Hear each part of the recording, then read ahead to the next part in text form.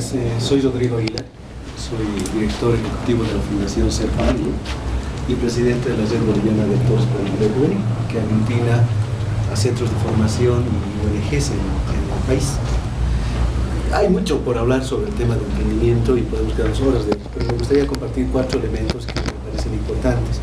Uno, el tema de coyuntura; el otro, el tema de la educación a lo largo de la vida; el tema de los replicadores; y el cuarto, el tema de sostenibilidad. En el caso de la coyuntura, sabemos bien que especialmente La Paz y el Alto especialmente La Paz es una ciudad donde la mayor cantidad de empleos se generan a partir del comercio y del servicio. Y entonces también sabemos de que gran parte de los emprendimientos que hoy día nacen o las actividades económicas que se desarrollan son por necesidad. Y pareciera que fuera malo.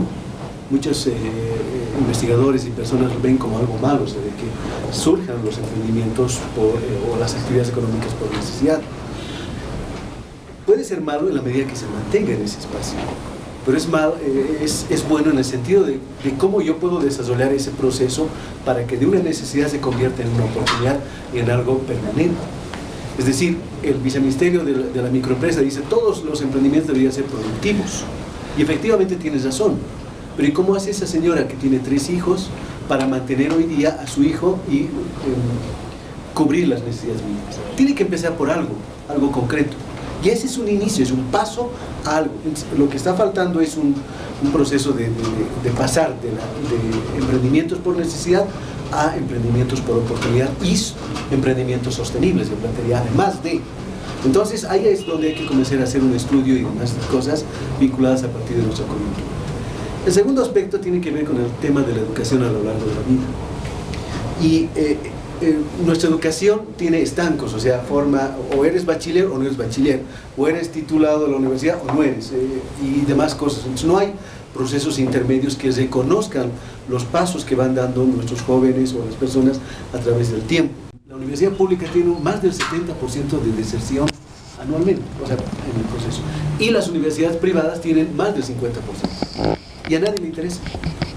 Y a nadie le importa qué pasa con esos jóvenes que han pasado por algún momento, y fundamentalmente qué pasa con la familia y con la comunidad del cual viven. Y probablemente sea uno de los aspectos que sea de que haya pasado al mercado no formal, informal o de emprendimiento por necesidad, y que el proceso de formación que has recibido en esa casa de estudios, en ese centro, no le está sirviendo como arranque o como base para poder desarrollar una actividad. Entonces aquí es un tema de discusión de cuál es el fin de la educación, tanto de centros de formación técnica como de universidades.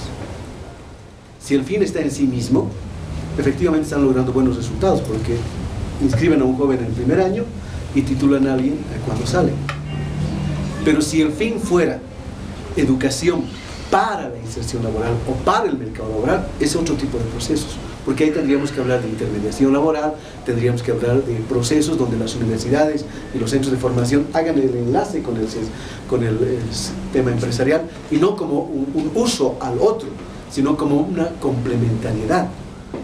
O sea, se usa a las empresas y se critica a las empresas muchas veces porque son los malos de la película, porque no dan oportunidades o porque aprovechan los recursos humanos, pero no se genera esta complementariedad.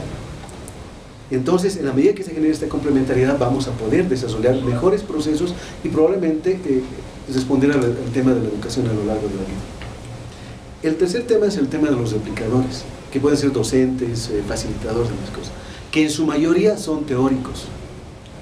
Son los que en nuestros centros de formación técnica enseñan a hacer pan de 80 centavos cuando tenemos que vender el pan a 40 centavos.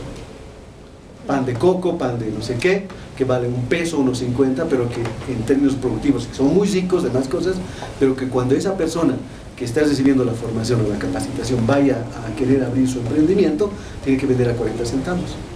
Y entonces hay una ruptura entre la teoría y la práctica.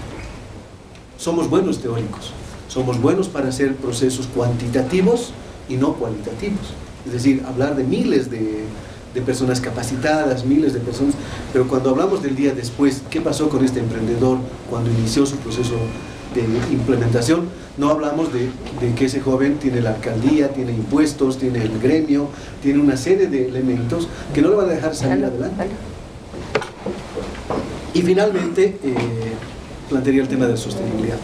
¿Cuánto de nuestros procesos están planteados en términos de sostenibilidad? Es decir, lograr que ese emprendimiento o ese empleo que se genera desde los jóvenes, desde otros espacios, sea algo permanente y no sea algo coyuntural.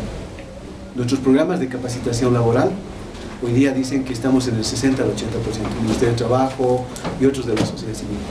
Pero los resultados dicen de que solamente el 10% después de la inserción laboral, 2 meses después se mantiene en el puesto de trabajo. Y esas son discusiones que a nadie le interesa porque afectarían a nuestros servicios y afectarían a la imagen como centros de formación o como universidades o como proyectos. Entonces, son temas que quería compartir con ustedes vinculados a esto. Muchas gracias. Gracias. ¿Alguien más quiere compartir?